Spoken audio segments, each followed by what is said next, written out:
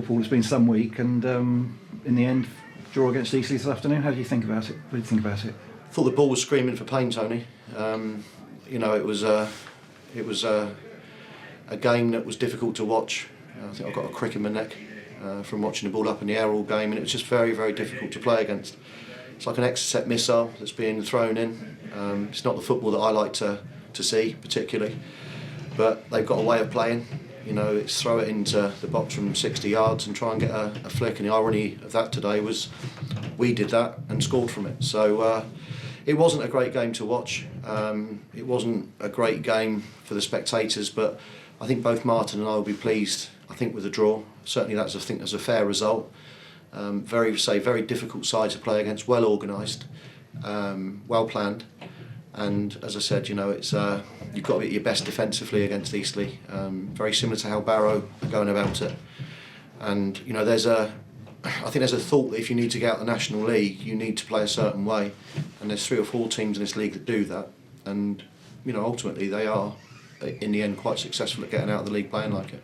Conceding an early goal and then scoring 15 minutes from the end, it almost had Tuesday night written all over again for a moment. Yeah, when Rory went through in that last minute, he started driving at their centre half and he's played Bradley in. I mean, we didn't say, but it was a major blow to us. Bradley's come on and within a minute has done his calf, and he was my 3rd sub. And we couldn't obviously take him off, so he was very limited in what he could then go and do. But I did have a little feeling when Rory drove and it went into Bradley, 1-touch finish, but it just wasn't to be. Good spirit this afternoon though to come back from that early goal and get something in. Yeah, listen, we were disappointed with the goal. Dan felt he could have cleared it better, to be fair. Great cross in from the lad. It's a loopy header that's just looped in the end into the goal, and that was a blow. It sort of deadened the crowd a bit as well, I thought. I mean, everyone was so celebratory after Tuesday. I think we were all probably feeling it a bit first half. The crowd livened up second half as well, which helped us.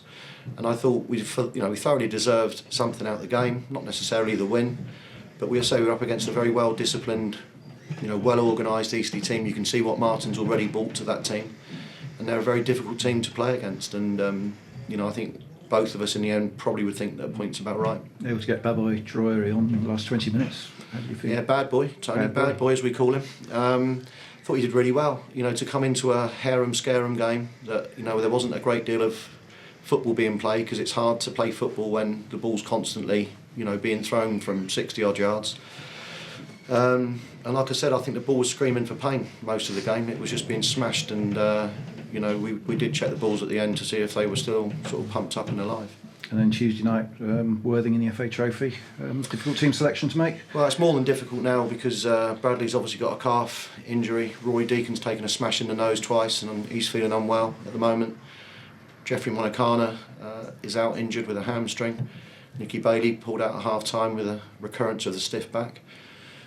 So it's going to be a real count up of numbers. Of course, Baboy can't be involved either, nor can Pape, who we signed. And it's going to be a difficult couple of days to work out exactly who we've got and what we can do.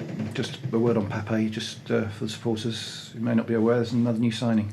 Yeah, Pape Guy, his international clearance came through too late for today, but it's come through. And we've got a good striker there. Looks very much like Didier Drogba. I hope he plays like him. But no, he's someone that we've been looking at for a bit, and we've known about him. Again, both him and Baboy were very close to signing League One deals.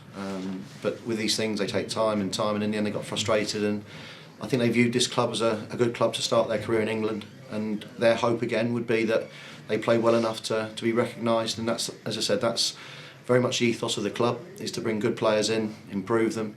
But I would just say that I think we need to be patient with those two. They've just come into English football.